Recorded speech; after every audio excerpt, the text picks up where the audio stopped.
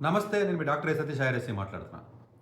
Social మీడియాలో గత 5 రోజుల నుంచి కూడా ఒక సెన్సేషన్ న్యూస్ లేకపోతేనేమో మొత్తం యూత్‌కి సంబంధించి ఒక పార్టీ ఈ కాక్రోచ్ జనతా పార్టీ ఏదైతే ఉందో సీజేపీ, దీని గురించి చాలా సందర్భాలుగా చాలామంది మాట్లాడుకోవడం, దానికి సంబంధించి వీడియోస్ కూడా వస్తున్నాయి మార్కెట్‌లోకి.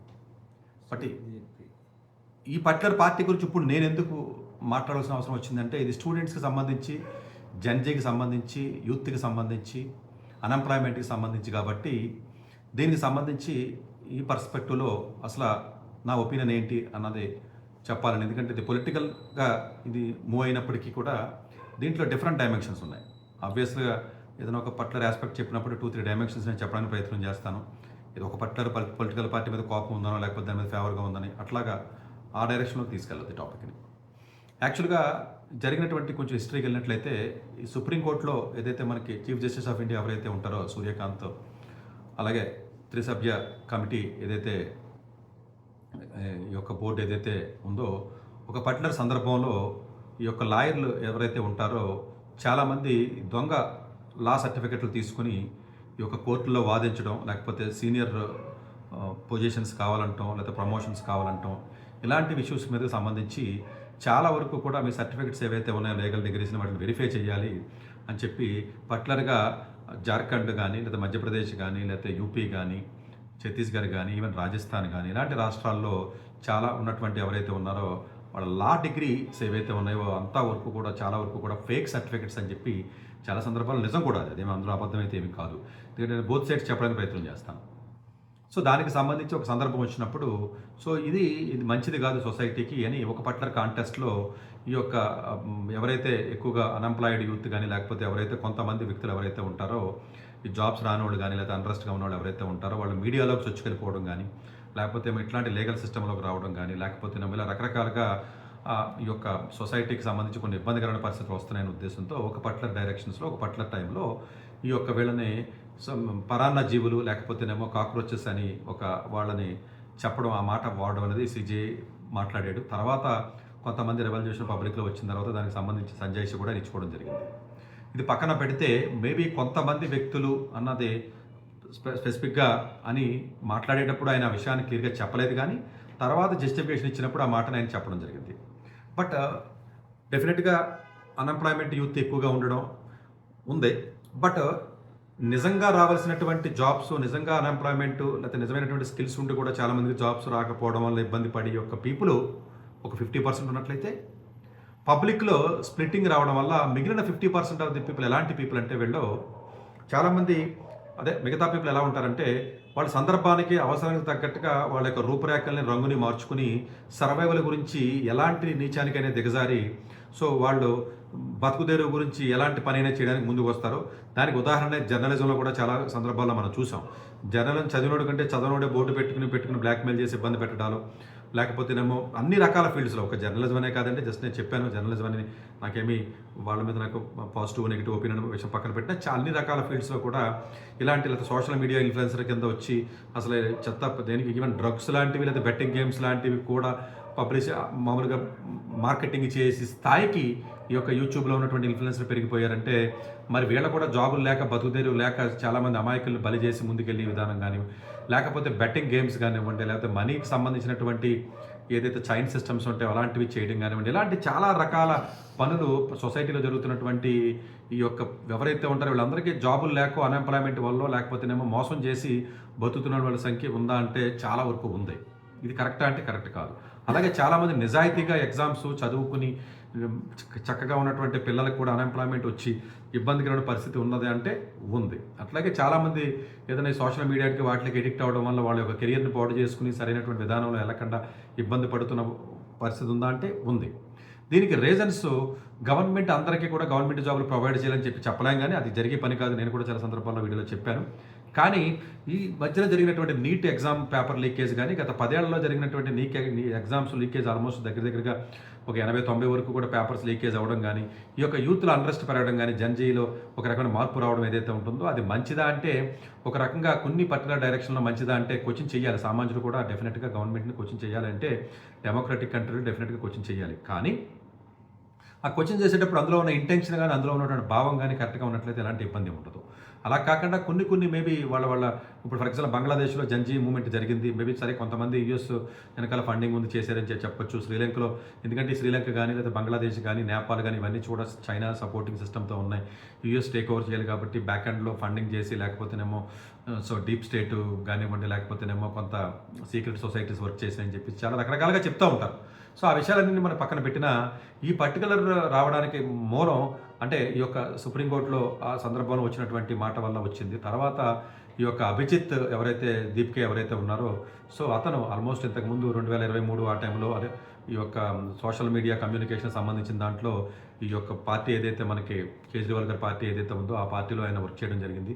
తర్వాత ఆయన హైయర్ స్టడీస్కి వెళ్ళడం జరిగింది. పొలిటికల్ సైన్స్కి సంబంధించి అనుకుంటా పాలిటీ సంబంధించినటువంటి దాంట్లో బోస్టన్ యూనివర్సిటీలో అతను చదువుతున్నాడు. అతను కూడా యూఎస్లో ఉన్నాడు.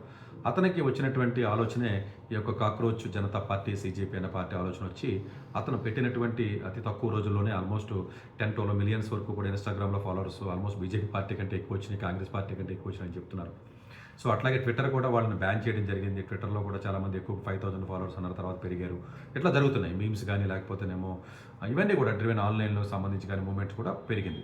దీనికి రీజన్ ఏంటి అంటే విపరీతమైనటువంటి అన్రెస్ట్, విపరీతమైనటువంటి ఫ్రస్ట్రేషన్తో ఉన్నటువంటి యూత్ ఎవరైతే ఉన్నారో ఆ సంఖ్య మనకి పెరుగుతుంది. డెఫినెట్గా దీనికి రీజను అంటే రేపు గవర్నమెంట్ మారిపోవడం వల్ల పరిస్థితులు ఏమైనా మెరుగుపడతాయా అని అడిగితే మెరుగుపడే అవకాశాలు అలానే పెరుగుపడితే 75 సంవత్సరాల నుంచి భారతదేశం ఎప్పుడూ మెరుగుపడి 75 సంవత్సరాల క్రితం సింగపూర్ డాలరు, మన డాలరు, చైనాలో ఉన్న డాలరు, అమెరికాలో ఉన్న డాలర్తో కంపేర్ చేస్తే చాలా దేశాలతో కంపేర్ చేస్తే ఇండియన్ రూపీ చాలా చాలా చాలా బలంగా ఉండేది. ఈ రోజున ప్రతిరోజు కూడా ఈ రోజున $100 యూఎస్ డాలర్కి వెళ్తుందంటే ప్రతి సంవత్సరం కూడా మన యొక్క భారతదేశం యొక్క పర్ క్యాపిటల్ ఇన్కమ్ అంటారండి, పర్ క్యాపిటల్ ఇన్కమ్ గ్రోత్ చాలా వరకు తగ్గిపోతుందనే విషయాన్ని మనం చెప్పాలి. 70 ఏళ్ల క్రితం 60 ఏళ్ల క్రితం మనకి ఇండిపెండెన్స్ వచ్చిన తర్వాత ఎన్నో గవర్నమెంట్స్ మారినాయి. గవర్నమెంట్ని దింపి గవర్నమెంట్ని మార్చడం వల్ల మంచి జరుగుతుంది అన్నట్టు అలాంటిది ఏదైనా ఉన్నట్లయితే అలాంటి హిస్టరీ కూడా లేదు. అలాగని ప్రజెంట్ ఉన్న గవర్నమెంట్ మీకు మంచిగా పనిచేస్తుందని అడిగితే యూత్ విషయంలో ఇప్పుడు నీట్ పేపర్ లీకేజ్ అయింది. ధర్మేంద్ర ప్రసాద్ బయటకు వచ్చి రెస్పాన్సిబిలిటీ తీసుకుని రిజైన్ చేయాలని నేనే చెప్పాను, చేయలేదు. ఎవడో పట్టించుకుని నాదు లేడు, గత 10 ఏళ్లలో అలా చేయలేదు. సో నేను పార్టీ సంబంధించి నేను మాట్లాడలేదండి, ఇష్యూ బేస్డ్ మాత్రమే నేను మాట్లాడతాను. పార్టీకి సంబంధించి ఎప్పుడు కూడా దానికి సంబంధించి ఎక్కడ కూడా నేను మాట్లాడి జంజీ మూమెంట్స్ కెన్యాలో జరిగినాయి, లేకపోతే బంగ్లాదేశ్లో జరిగినాయి, లేకపోతే నేపాల్లో జరిగినాయి, ఈవెన్ శ్రీలంకలో జరిగినాయి. అంటే ఈ యొక్క మూమెంట్స్ అనేవి అన్ని ఉద్యోగాల గురించి అవ్వచ్చు, కరప్షన్ గురించి అవ్వచ్చు, లేకపోతే జాబ్స్ గురించి అవ్వచ్చు, లేకపోతే ఏదన్నా ఎనీథింగ్ అండి. అంటే ప్రైస్లు పెరిగినాయి అని అనొచ్చు, లేకపోతే ఇంటర్నెట్ సరిగ్గా ఇవ్వట్లేదు, ఇంటర్నెట్ ఫెసిలిటీస్ ఇవ్వమని చెప్పి యూత్ చేయొచ్చు. రకరకాల కారణాల చేత రోడ్ల మీదకి వస్తూ ఉంటారు, దానికి ఫండింగ్ ఉంటాయి, కొన్ని డిఫరెంట్ ఇంటెన్షన్స్ కూడా ఉంటాయండి పొలిటికల్ పర్స్పెక్టివ్లో. డెఫినెట్గా దీన్ని బట్టి ఇది ఎంతవరకు ఇది చేయడం వెనకాల ఎవరున్నారు ఏంటి అన్న విషయం మనం పక్కన పెట్టినా ఇది ఈ యొక్క రియాక్షన్ కానీ ఇదంతా చూస్తే అంటే ఇప్పుడు ఉన్నటువంటి యూత్లో ఎంత అన్రెస్ట్ ఉంది అన్నదానికి ఒక నిదర్శనం అంటే ఇది యాక్చువల్గా. అంటే మనం పార్టీని మార్చడం అన్నది ఏదైతే ఉంటుందో పార్టీని మార్చడం వల్ల మనకి యూజ్ ఉంటుందా అంటే కాదండి. పార్టీలో ఉన్న మనుషులు ఏ పొలిటికల్ పార్టీలో ఉన్నా వాళ్ళ భావాలు లేదా వాళ్ళు తీసుకునే పీపుల్ ఇంతకుముందు చెప్పినట్టుగా ఎవడో మంచిగా చదివినట్టు ఎవడో క్యాబినెట్లో లేడు, ఎవడో చదువుకునే వాళ్ళు లేడు. మంచి ఐఐటీస్లోను, మంచి నల్సార్స్లోను, మంచి కాలేజీల్లోను మెడికల్ చదివిన వాళ్ళు కానీ లేదా బెటర్గా ఎడ్యుకేటెడ్ పీపుల్ ఎవరైతే ఉన్నారో ప్రపంచంలో అన్ని దేశాల్లో ఉన్నటువంటి వ్యక్తులు ఎవరైతే ఉంటారో వాళ్ళందరూ కూడా మంచిగా చదువుకున్నటువంటి విద్యార్థులే. కానీ ఇక్కడికి వచ్చేటప్పటికి సో వాళ్ళు అలాంటి విధానం ఏదైతే ఉందో అలాంటి విధానం లేదు. అన్ఫార్చునేట్గా మనకి సరిగ్గా చదువుకున్నటువంటి విద్యార్థులు ఎవరైతే ఉన్నారో వాళ్ళు సరిగ్గా లేరు. మామూలు నార్మల్గా ఉన్న పీపుల్ ఎక్కువగా పాలిటిక్స్లోకి రావడం జరుగుతుంది. వాళ్ళకి సరైన అవగాహన ఉండదు. ఇప్పుడు ఎందుకంటే అంత లాయల్టీ దండం పెట్టినోడికి లేకపోతేనేమో చెంబుతో నీళ్లు పట్టుకెళ్ళినోడికి లేకపోతే ఇంకోడికి పొలిటికల్ పార్టీలో పదవులు ఇవ్వడం జరుగుతుంది. సో అందు గురించి డెఫినెట్గా చదువుకున్న వ్యక్తులు కొంత ఆలోచన విధానంతో ముందుకు వచ్చి వాళ్ళు ఎవరైతే ఉంటారో వాళ్ళ పొలిటికల్ పార్టీల్లో ఉన్నట్లయితే డెఫినెట్గా మంచి జరుగుతుంది. సో అట్లాగే దీని మీద నా ఒపీనియన్ ఏంటి అని అడిగితే సో నేను ఎట్లా ఆలోచిస్తున్నానంటేనంటే జనరల్గా అంటే ఇది ఒక పార్టీ వ్యతిరేకంగా ఒక పార్టీ చేస్తారా లేకపోతే రాహుల్ గాంధీ పీఎం అయితే ప్రాబ్లం సాల్వ్ అవుతుందంటే అప్పుడు కూడా అవుతుంది. ప్రాబ్లం ఎప్పటికీ సాల్వ్ అవుతుంది. జనాల్లో మార్పు వచ్చిన తర్వాత కూడా మనం ఒక సిస్టమేటిక్ ఫర్ ఎగ్జాంపుల్ ఎవడో ఎడ్యుకేషన్ మినిస్టర్ ఉన్నాడు. ఎడ్యుకేషన్ మినిస్టర్ ఎవరు ఉండాలో మీరు ధర్నాలు చేయండి, మాట్లాడదాం అందరం. లేకపోతే ఒక అథెంటికేటెడ్ బాండ్ పేపర్ మీద రాసామండి అదే సినిమాలో చెప్పినట్టుగా. ఈవెన్ జేడీ లక్ష్మణ్ గారు కూడా అప్పట్లో పార్టీ పెట్టినప్పుడు అప్పుడు కూడా ఆయన చెప్పడం జరిగింది. ఏం చెప్తున్నారు, నువ్వు హామీలు ఇవి, హామీ లేకపోతే దిగిపోను. హామీల్ని రిజిస్టర్డ్గా లీగల్గా వ్యాలిడిటీ వచ్చేటట్టుగా ఎందుకు మనం మేనిఫెస్టోని మనం తయారు చేయలేకపోతున్నాం? ఇది ఇప్పుడు ఈ కాక్రోచ్ పార్టీ వాళ్ళు పెట్టిన మేనిఫెస్టోలో చూస్తే పాయింట్స్ ఏం చెప్తున్నారు? అదానీ అంబానీలు ఎవరైతే మీడియాలో ఉన్నారో మీడియా సంస్థలన్నీ కొన్ని వన్ సైడెడ్గా చేస్తున్నారో అది అక్కర్లేదు. సీజీఐ కింద చేసినటువంటి వ్యక్తులు రాజ్యసభ మెంబర్లు ఇచ్చారండి. అది తప్పండి. అది వరస్ట్గా రిటైర్ అయినటువంటి గోగా ఎవరైతే ఉన్నారో మన అస్సాం నుంచి వెంటనే రాజ్యసభ మెంబర్ అయ్యారు. ఎలా అవుతారంటే నాకు అర్థం కాదు. ఒక ఇండిపెండెంట్ ఆర్గనైజేషన్లో పనిచేసిన ఎలక్షన్ కమిషన్లో ఉన్న వ్యక్తులు కానీ, సిబిఐలో ఉన్న వ్యక్తులు కానీ, ఈడీలో ఉన్న వ్యక్తులు కానీ, సుప్రీంకోర్టులో ఉన్న వ్యక్తులు కానీ, హైకోర్టులో ఉన్న వ్యక్తులకి పదవులు ఎలా ఇస్తున్నారు? అయిపోయిన తర్వాత పార్టీలోకి ఎలా వస్తున్నారో ఇది కరెక్ట్ కాదు. ఇది డెఫినెట్గా ఈ పాయింట్ని మనం అందరూ కూడా అడగవలసింది. ఇంతకుముందు పార్టీలో కూడా జరిగినాయి, కాంగ్రెస్ గవర్నమెంట్లో కూడా జరిగినాయి. ఇప్పుడు నేనేమో ఈ గవర్నమెంట్ అని చెప్పట్లేదు. అప్పుడు కాంగ్రెస్ గవర్నమెంట్లో జరిగినాయి, ఇంతకుముందు జగన్మోహన్ రెడ్డి గారి గవర్నమెంట్లో జరిగినాయి, ఇప్పుడు టీడీపీ గవర్నమెంట్లో జరుగుతున్నాయి, ఇక్కడ రేవంత్ రెడ్డి గారి గవర్నమెంట్లో జరిగినాయి, అంతకుముందు కేసీఆర్ గవర్నమెంట్లో జరిగినాయి. ఈ మొత్తం సిస్టమే తప్పు. అందు గురించి మనందరం కూడా జనజీ పోరాటం చేయవలసింది ఏంటి అంటే, ఎవరు సెల్ఫిష్ రీజనల్స్ వాళ్ళు పోరాటం చేయగలరు. మన ఎడ్యుకేషన్ సిస్టమ్ని ఎందుకు మీరు పర్ఫెక్ట్గా నెగ్లెక్ట్ చేస్తున్నారు? ఎడ్యుకేషన్ సిస్టమ్ కానీ స్ట్రీమ్లైన్ చేసినట్లయితే ఎంప్లాయ్మెంట్ జనరేట్ అవుతుంది, అందరికీ ఉద్యోగాలు అవుతాయి, ఇంట్రెస్ట్ ఉండదండి. క్వాలిటీ ఆఫ్ ఎడ్యుకేషన్ గురించి ఎవరు ఎందుకు మాట్లాడుతూ ఇప్పుడు ఉన్నటువంటి 100 కాలేజీలు ఎంసెట్ కాలేజీలు ఉన్నాయి, 150 కాలేజీలు ఆంధ్రప్రదేశ్లో. ఒక్క కాలేజీలో కూడా క్వాలిటీ లేదు కదా. ఎవరికి జాబులు వస్తున్నాయి? 5% ఆఫ్ ది పీపుల్ కూడా జాబులు లేవు కదా. ఇది మనం కోచింగ్ చేయాలి, పాయింటెడ్గా కోచింగ్ చేయాలి. గవర్నమెంట్ని మార్చడం వల్ల ఉపయోగం లేదు. వాడు వచ్చి ఇదే పని చేశాడు కదా, ఇంతకుముందు అదే పని చేశాడు కదా.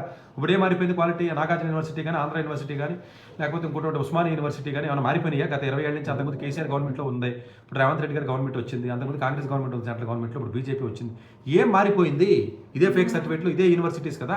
స్కూల్ సిస్టమ్ చైనాలో మొత్తం అంతా ప్రైవేట్ స్కూల్స్ మొత్తం బ్యాన్ చేసి మొత్తం గవర్నమెంట్ స్కూల్ సిస్టంలోకి వచ్చారు ఈ మధ్యకాలంలో. సౌత్ కొరియా కూడా ఆ విధంగానే వస్తుంది. ఈవెన్ ఫిన్లాండ్, యూరోపియన్ దేశాలు అలాగే ఉన్నాయి.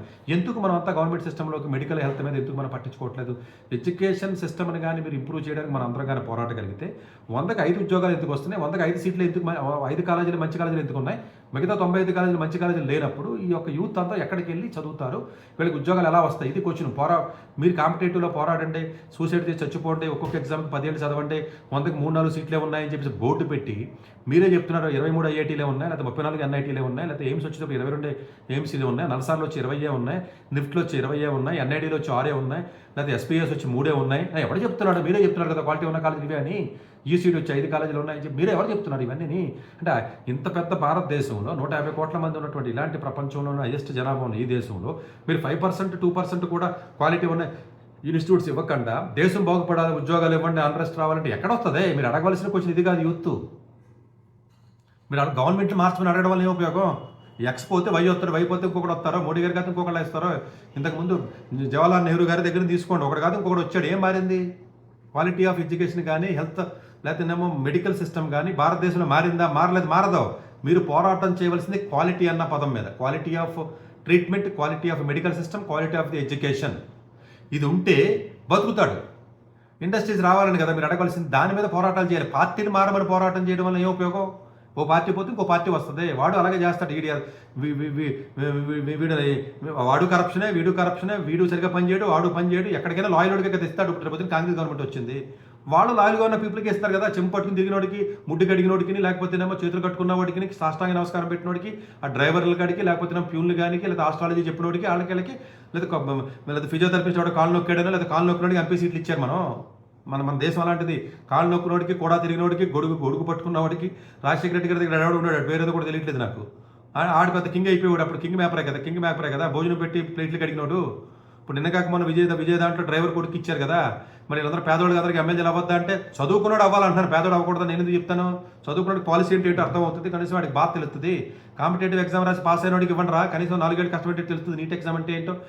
ధర్మేంద్ర ప్రసాద్ ఏమైనా ఎగ్జామ్ రాసేటి ఏమైనా తెలిసి కాంపిటేటివ్ ఎగ్జామ్ ఏదో ఆంథ్రోపాలజీ డిగ్రీ చదివాడు, పనికిరాని డిగ్రీ ఒకటి ఏదో డిగ్రీ చదివినట్టున్నాడు ఆయన.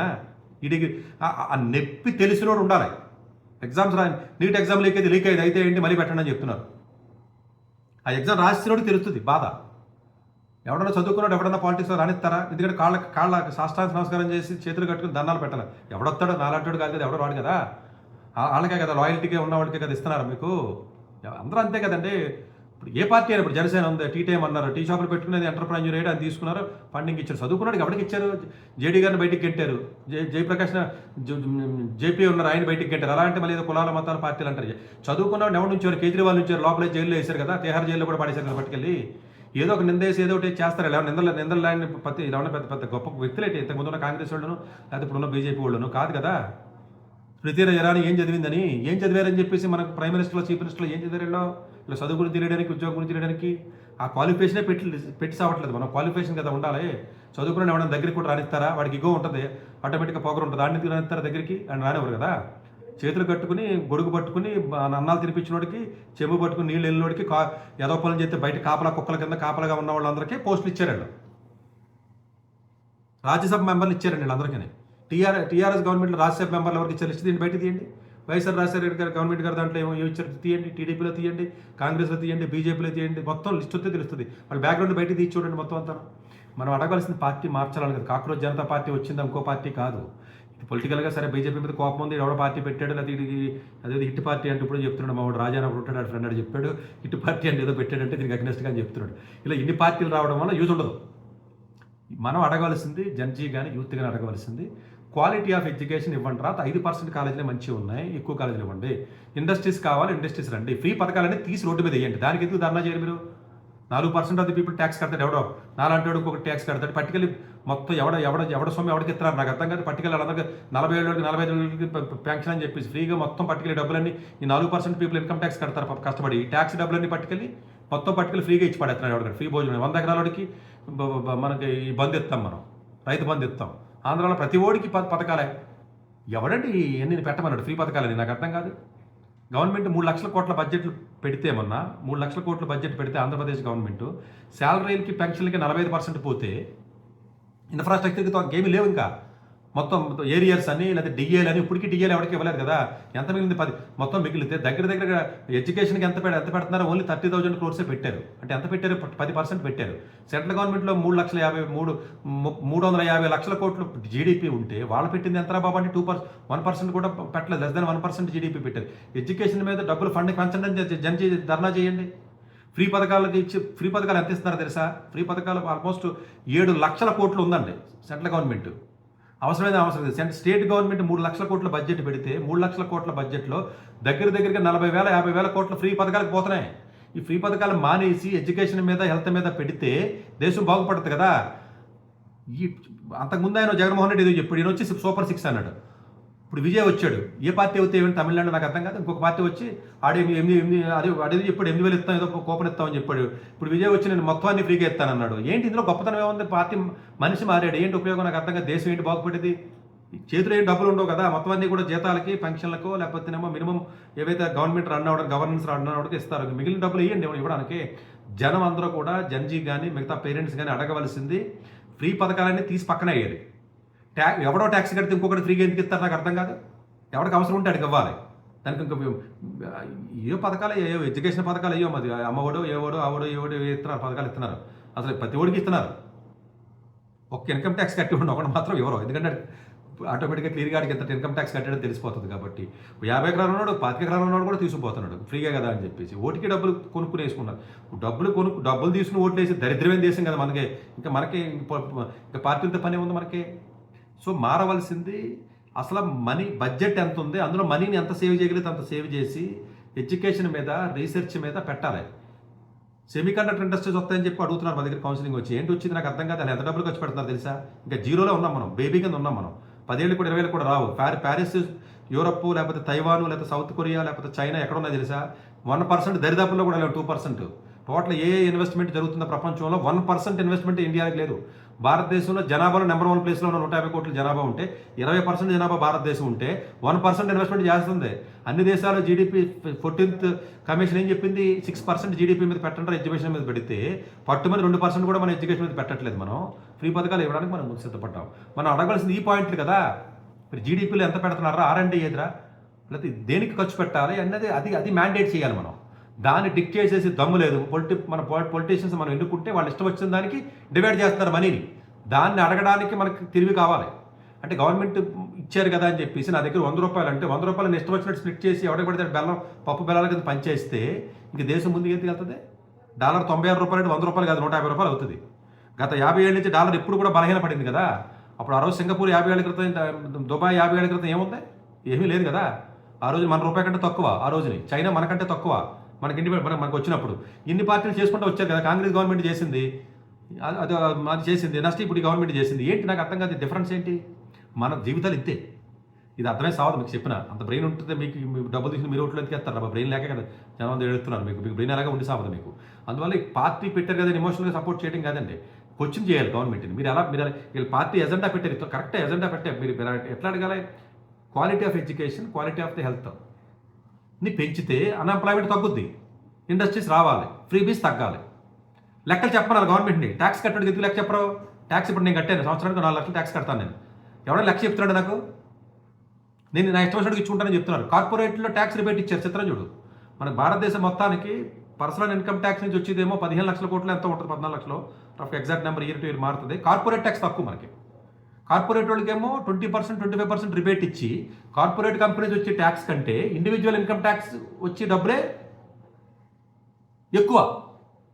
అదానీ గాడికి ఇచ్చారు, ట్యాక్స్ రిబేట్ ఇచ్చారు. అక్కడ యాపిల్ కంపెనీ వాడు పెంచుకో, యాపిల్ ఏవైతే పెద్ద పెద్ద వాళ్ళు వస్తారో వాళ్ళకి ట్యాక్స్ రిబేట్స్ ఇస్తున్నారు కార్పొరేట్స్కి. ఇండివిజువల్ ఇన్కమ్ ట్యాక్స్ పేయర్స్కి ట్యాక్స్ రిబేట్ ఇవ్వట్లేదు. ఇప్పటికీ ఇండివిజువల్ ఇన్కమ్ ట్యాక్స్ పే ఎవరైతే అసెస్మెంట్ కడతారో 4 కోట్లు, అంటే జిఎస్టీ ఇండైరెక్ట్ ట్యాక్స్ అంటారండి, ఇది డైరెక్ట్ ట్యాక్స్ అంటారు లేదు. సో ట్యాక్స్ తీసుకుంటున్నావు కదా కంపెనీస్ దగ్గర నుంచి, ఎంప్లాయీస్ దగ్గర నుంచి, దీనికి సమాధానం చెప్పాలా? నువ్వు ట్యాక్స్ ఏమో కార్పొరేట్ కంపెనీ వాడి దగ్గర డబ్బులు తీసుకుంటావు, వీడికి ఉద్యోగం పోతేనేమో వీడు పట్టించుకోవట్లేదు. నువ్వు సాగు చచ్చిపోయి సూసైడ్ చేసుకోవడం. ఈ పట్టుకెళ్ళి కాళ్ళు ఆరుజోపును కూర్చొని పోతులా కూర్చుంటారు కొంతమంది, ఒక 50 ఎకరాలు 100 ఎకరాలు ఉన్నవాడు కూడా. వాళ్ళకి పట్టుకెళ్ళి ఫ్రీగా ఎత్తున్నారు మీరు. ఎందుకు ఎత్తున్నారో తెలియదు నాకు. ఎవరికి అవసరం వాడికి ఇవ్వండి. 100 మందికి భోజనం పెడతానంటే నాకు అర్థం కాదు. ఎవరికి అవసరం దానికి ఇవ్వాలి. ఎవరి డబ్బులు ఎవరు పనిచేస్తారో ఇది అడగాల జనం. ఇది అడగడం ఎవరికి వచ్చి సావాలి. దీనికి తెలివి కావాలి కదా. ఇది టెక్నికల్ ఇష్యూ కదా. ఇంత తెలివి ఉండదు కాబట్టి పొలోమని మీదడిపోతున్నారు. సో డెఫినెట్గా గవర్నమెంట్ని క్వశ్చన్ చేయాలి, మనందరం చేయాలి. బట్ ఏది క్వశ్చన్ చేయాలి, ఏది ఇంప్రూవ్ అవ్వాలి? అన్ఎంప్లాయ్మెంట్ తగ్గకపోతే ఇది అంట్రస్ట్ పెరిగిపోయి జనజీవ ఉద్యమాలు పెరిగి డెఫినెట్గా రేపొద్దున గవర్నమెంట్ పడుతుంది. పడిన ఉపయోగం లేదు. ఇప్పుడు బంగ్లాదేశ్లో గవర్నమెంట్ మార్చారు, ఏం బాగుపడ్డారు? నేపాల్లో మారింది, ఏమైనా ఉపయోగపడిందా? శ్రీలంకలో మారింది, ఏమైనా ఉపయోగం ఉందా? పాకిస్తాన్లో మార్చారు ఇమ్రాన్ ఖాన్ని, ఉపయోగం ఉందా? ఆఫ్ఘనిస్తాన్లో మారింది, ఏమైనా ఉపయోగం ఉందా? ఇరాన్లో మారిస్తే ఏమైనా ఉపయోగం ఉంటుందా? ఈ బుర్ర తక్కువ పనులు కాకపోతే గవర్నమెంట్ మార్చడం వల్ల కాదు. మీరు స్పెసిఫిక్ నువ్వు ఎంపీ కింద పోటీ చేస్తున్నావు, ఎడ్యుకేషన్ మినిస్టర్ పలానా కూడా ఉండాలి. మాకు లీగల్ వ్యాలిడిటీ వచ్చేదాకా మేనిఫెస్టో పెట్టు. నువ్వు ఏదైతే హామీ ఇచ్చావో దానికి లీగల్ వ్యాలిడిటీ రావాలి. నేను ఇష్టం వచ్చినట్టు వాగడం కాదు. అన్ఎంప్లాయ్మెంట్ పెట్టాలి, ఫ్రీ బీస్ తగ్గించాలి, ఇండస్ట్రీస్ ఇవి రావాలి అని ప్రజల్లో చెప్పాలి. దానికి లీగల్ వ్యాలిడిటీ రావాలి. దానికి అడగండి సుప్రీంకోర్టుని, సీజీని అడగండి పిల్లేసి. అది అడగాలి. చాలామంది సర్టిఫికెట్ లేకుండా వచ్చి కోర్టులకు వచ్చి వాదింతారు. దొంగ సర్టిఫికెట్లు వేసుకుని లాయర్లు అందరూ. జ్యుడిషియరీ సిస్టమ్ ఏం సరిగ్గా ఏం లేదులే. నేనేమి ఇప్పుడు సపోర్ట్ చేయడం అని కాదు. ఎక్కడ ఎవరికి న్యాయం జరుగుతుంది? భారతదేశంలో డబ్బులు ఉన్నవాడికి న్యాయం. ఎవడ నాలాంటి మీద కేసు అయితే 20 ఏళ్ళు తిప్పుతున్నారు. 25 ఏళ్ళు తిప్పివాళ్ళు ఉన్నారు. మా ఫ్రెండ్స్ కూడా కొంతమంది తిప్పుతారు అంతే. ఎవరికి న్యాయం ఉండదు. మర్డర్ చేసినోడికి ఎవరినైనా 10 ఏళ్ళ తర్వాత నువ్వు నిర్దోషులు అని చెప్పి రోడ్డు మీద వదిలేస్తారండి. ఎవడో అకౌంటబిలిటీ, రెస్పాన్సిబిలిటీ అన్న పదాలు ఏ గవర్నమెంట్ మారినా ఉండదు. ఇప్పుడు రేవంత్ రెడ్డి గారు వస్తే మాత్రం ఏమైనా మారిపోయిందా? ఒక చంద్రబాబు నాయుడు గారు వస్తే ఏమైనా మారిపోయిందా? ఎందుకు మారదో? అసలు గవర్నమెంట్ దగ్గర డబ్బే లేదు. ఎందుకు లేదు? ఇవన్నీ ఫ్రీ పథకాలు ఇవ్వడం కంటే క్యాపిటల్ ఇన్వెస్ట్మెంట్ పెడితే అలా ఉపయోగం ఉంటుంది. క్యాపిటల్ ఇన్వెస్ట్మెంట్ పెట్టడానికి ఒప్పుకోరు కదా జనాలు అందరూ. నువ్వన్నీ ఫ్రీ పథకాలు ఇస్తే తప్ప నీకు ఎవడో ఓట్లేడు. ఇప్పుడు విజయ్ కూడా ఇచ్చాడు అక్కడ. నువ్వు అక్కడేమి ఇప్పుడు స్టాలిన్ గవర్నమెంట్కి కాదండి ఇచ్చాడు. ఇప్పుడు ఎలా నెరవేరుస్తాడు? డబ్బులే గవర్నమెంట్ దగ్గర. ముందే చెప్తున్నాడు దగ్గర గవర్నమెంట్ డబ్బులు లేవని చేతులు ఎత్తిహాడు మన విజయ్. ఏమనండి ఏం చేస్తాడు? 5 ఏళ్ళ తర్వాత ఏం మార్పు వచ్చేస్తుంది? తమిళనాడు ఏం ఉండదు. ఇక్కడ బీజేపీ గవర్నమెంట్ కాదు, ఏ గవర్నమెంట్ వచ్చినా. సో యూత్లో మార్పు రావాలి. డెఫినెట్గా మనం అడగాల్సిన క్వశ్చన్స్ అడగాలి గవర్నమెంట్ని. నువ్వు ట్యాక్స్ డబ్బులు ఏం చేస్తున్నావు? బడ్జెట్ని సరిగ్గా నువ్వు ఎవరికి పంచుతున్నావు? దానికి అకౌంటబిలిటీ ఎవడో? నేను గవర్నమెంట్ ఎన్నుకున్నాను కదా, నా ఇష్టం వచ్చినట్టుగా నేను పార్లమెంట్లో బిల్లు పాస్ చేసి నేను చేస్తానన్న తప్పు. దానికి వచ్చి చేద్దాం మనం. ఎడ్యుకేషన్ సిస్టమ్ని ఎందుకు స్ట్రీమ్లైన్ చేయాలి? 5% కాలేజీలు కూడా క్వాలిటీ లేవు. మిగతా 95% కాలేజీలు చదివడానికి ఉద్యోగాలు రావు. ఉద్యోగాలు రానందుకు ఉద్యోగాలు ఇమ్మని అడుగుతున్నాడు గవర్నమెంట్. తింగరోళ్ళే కదా గవర్నమెంట్. ఎక్కడ ఇన్ని ఉద్యోగాలు ఎక్కడి నుంచి వస్తుంది? ప్రైవేట్ ఇండస్ట్రీస్ని మీరు ఎంకరేజ్ చేయాలి. వాడు వచ్చి ఏమన్నా బతకనిస్తారా? పెడతానంటే నేను పారిపోతాడు శివాజీ సినిమాలో అలాగన. దాన్ని అడగండి. అలాంటి వాటిని అడగాలి మనం. ఎవడన్నా కొంచెం గవర్నమెంట్ హాస్పిటల్ ట్రీట్మెంట్ చేయించుకుంటాడా? వరస్ట్ ఎడ్యుకేషన్ సిస్టమ్ అంతా గవర్నమెంట్ హాస్పిటల్స్లో. ఏంటిది? మనం స్ట్రిక్ట్గా రూల్స్ పాటించమని గవర్నమెంట్ని ఇన్సిస్ట్ చేయాలి. లీగల్ వ్యాలిడిటీ వచ్చి కూడా చేయాలి. డెఫినెట్గా జనజీవ ఉద్యమం కావాలి. ఎవడో నేను నాలాంటి కూడా ఏదో పార్టీ ఏదో పెడతాను, పెట్టకుండా ఉన్నాను. ఇది కూడా ఒక రకంగా ఇన్స్పిరేషన్ ఇప్పుడు నాలాంటి వాడికి. కాకపోతే పాయింట్లు తప్పు అడుగుతున్నారు వాళ్ళు. గవర్నమెంట్ని మార్చాలనడం తప్పు కదండి. గవర్నమెంట్ ఏది ఉన్నా కూడా అది పెద్ద ఇష్యూ కాదండి. సో డెఫినెట్గా ఇది ఒక రకంగా ఇంత అన్రెస్ట్ ఉందా, ఇంత తక్కువ టైంలో ఇంత రెస్పాన్స్ వచ్చింది యూత్లో అంటే ఇది ఒక పాజిటివ్ సిగ్నల్. ఇది బట్ మనం అడగవలసిన పాయింట్ ప్రాపర్గా కానీ మనం అడగలిగితే డెఫినెట్గా బాగుంటుంది. డెఫినెట్గా అందరూ అడగవలసిందే, డెమోక్రటిక్ కంట్రీలో మనం క్వశ్చన్ చేయవలసిందే. సరే కాక్రోచ్లు అంటారా ఏమంటారా అనంటారా బాబు మీరు ఇష్టం. మరి ఏం చేస్తాడు, అన్ఎంప్లాయ్మెంట్గా ఉన్నాడు, కాక్రోచే కదా, ఏం చేస్తాడు. సో డెఫినెట్గా ఇది మనం క్వశ్చన్ చేయాలి. గవర్నమెంట్ని మార్చాలనే ఉద్దేశంతో క్వశ్చన్ కాదు, గవర్నమెంట్ మీద ప్రెజర్ తెచ్చి ఏం చెయ్యాలి. నువ్వు ఓన్లీ రాముడు లేకపోతేనేమో ముస్లిం లేకపోతేనేమో ఖురాను లేకపోతేనేమో చర్చిలు తప్ప వేరే మాట్లాడంటారా బాబు, మీకు దండం పెడతాం. అసలు ఈ మాట్లాడతాం పక్కనట్టండి. అసలు ఎక్కడికి వెళ్ళినా ఏ మీటింగ్కి వెళ్ళు, మనకు కూడా అంతే. మన జనసేన పవన్ కళ్యాణ్ గారు మళ్ళీ కులాల గురించి మాట్లాడతాడని నాకు అర్థం కాదు. ఎక్కడికి వచ్చినా ఈయన అలాగా మాట్లాడతాడు. అది ఇంక తప్ప ఇంకేం మాట్లాడరా. కులం మతం ఈ రెండే ఇట్లతోనే మొత్తం రాజకీయం అంతా నడిపిస్తారు. ఎంతకాలం నడిపిస్తారండి ఇదంతా, నాకు అర్థం కాదు. నువ్వు మాట్లాడు, అన్ఎంప్లాయ్మెంట్ 30% వచ్చేసింది భారతదేశంలో. ఇప్పుడు దాని గురించి ఎందుకు మాట్లాడవు? భయం, సిగ్గు, మాట్లాడవు. అదేదో ఉండి దగ్గర రామాలయం కట్టాలో దాని గురించి మాట్లాడతాడు ఆయన రోజు వచ్చి గంట రోజు గారు. అక్కడ కాకపోతే ఎన్నో రామాలయాలు ఉన్నాయి, రామాలయం కాదు రామాలయం నష్టమే వచ్చింది ఇప్పుడు. లేకపోతేనే ఒక స్కూల్ గురించి ఎవడన్నా మాట్లాడా ఈయన? ఎప్పుడైనా మాట్లాడా? స్కూల్లో సరిగ్గా క్వాలిటీ లేదు, లేదా స్కూల్లో సరిగ్గా చెప్పట్లేదు, లేకపోతే ఇలా చేయాలి అలా చేయాలని అంత పెద్ద ఇష్యూ ఎందుకు చేయలేదు? కాలేజ్ నాగార్జున యూనివర్సిటీ నాశనం అయిపోయింది కదా, ఆంధ్ర యూనివర్సిటీ నాశనం అయిపోయింది కదా. లక్ష్మీపర్సన్ పట్టుకుని పోస్ట్ ఇచ్చాడు జగన్మోహన్ రెడ్డి. దండం పెట్టాలి వాళ్ళకి. ఏదో పోస్ట్ పేరు నాకు సరిగ్గా తెలియదు, ఏదో సంస్కృతి డిపార్ట్మెంట్ ఇది కదా అడగాలి మనం. వీసీలు అందరూ పొలిటీషియన్స్ పట్టుకుని వీసీలు చేస్తున్నారు, ఇండిపెండెంట్ బాడీ. ఇలా స్పెసిఫిక్గా పాయింట్ వైజ్ అడగాలండి మన అందరం, డెఫినెట్గా అందరూ అడగాలి. సో నాలాంటి ఎలాగ వాయిస్ రైట్ చేస్తూనే ఉంటాడు డెఫినెట్గాను. మేబీ అడిగే విధానంలో కొంత ఇంటెన్షన్ తప్పు ఉన్నట్టు ఉంది వీళ్ళకి. డెఫినెట్గా యూత్లో కూడా 50% లేజీగా ఉన్న పీపుల్ ఉన్నారు, దొంగోళ్ళు ఉన్నారు, సోషల్ మీడియా ఇన్ఫ్లుయెన్సర్స్ ఉన్నారు, మోసం చేసేవాళ్ళు ఉన్నారు, డబ్బులు దబ్బేవాళ్ళు ఉన్నారు. అందరూ కరెక్ట్ కాదు యూత్ అందరూ. బట్ ఒక 50% ఆఫ్ ది పీపుల్ చాలా సివియర్గా సఫర్ అవుతున్నారు. ఉదాహరణ నీట్ ఎగ్జామ్, పేపర్ లీకేజ్ ఇలాంటివి. సో వాళ్ళ తరపున మనం పోరాడదాం. మిగిలినటువంటి లేజీ పీపుల్ ఎవరైతే ఉన్నారో వాళ్ళ పర్సనల్ ఇంట్రెస్ట్ కొద్ది చెప్పి ఏదైతే ఉంటుందో దానికి అంత వ్యాలిడిటీ ఉండదు.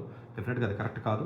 సో ప్రతి దాన్ని కూడా మనం సపోర్ట్ చేయకూడదు. బట్ కొంత వ్యాలిడిటీ ఉన్నటువంటి పాయింట్స్ ఏవైతే ఉన్నాయో మనం సపోర్ట్ చేయాలి. సీజేఐ రాజ్యసభ ఇస్తారన్నాడు, తప్పది. ఇచ్చారు, ఇంతకుముందు పోస్టులు ఇచ్చారు. ఇండిపెండెంట్ ఆర్గనైజేషన్లో పనిచేసిన అందరికీ కూడా ఈడీల్లోనూ లేకపోతేనేమో సిబిఐలోనూ లేకపోతేనేమో సుప్రీంకోర్టులోనూ లేకపోతే ఇందులోనూ పనిచేసిన అందరికీ ఇచ్చారు, తప్పది. స్టేట్ గవర్నమెంట్స్ కూడా ఇచ్చినాయి. కూడా తిరిగిన వాడికి చెప్పాను కదా, చెంబట్టు తిరిగిన ప్రతి వాడికి ఉద్యోగాలు ఇచ్చారు. పిఎల్ కింద చేశారండి, వాళ్ళకి ఇచ్చారు. మన ఆంధ్రప్రదేశ్లో ఉన్న మినిస్టర్స్ హిస్టరీ తీసి చూడండి, వాళ్ళకి తెలిసిపోతుంది మీకు. సో ఇవి మనం క్వశ్చన్ చేయాలంటే డెఫినెట్గా మనం చేయాలి. ఈ యొక్క కాక్రోచ్ జనతా పార్టీ ఏదైతే ఉంటుందో ఈ రెస్పాన్స్ బట్టి ఒక సిగ్నల్ అయితే మనకు భారతదేశానికి వచ్చింది. ప్రాబబ్లీ గవర్నమెంట్స్ ఎలర్ట్ అవ్వాలి, కొంత వాళ్ళు కూడా మారాలని మనస్ఫూర్తిగా కోరుకుంటున్నాను. Thank you very much.